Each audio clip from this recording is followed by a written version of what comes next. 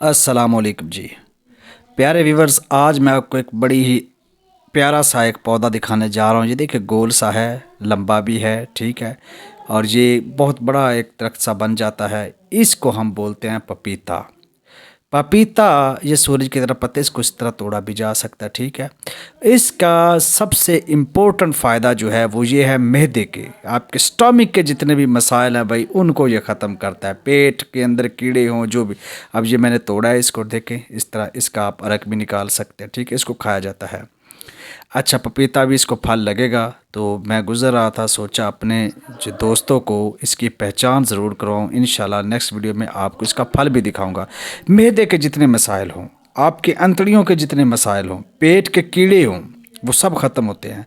गले में जितने मसाइल हों वो सब ख़त्म होते हैं। कोई बीमारी जो स्टमक की जा ना रही हो, वो आपकी जनाब यारा इससे बिल्कुल कवर होती है। ये आपको फील्ड में दिखाते हैं। ये देखिए जी, ये पपीते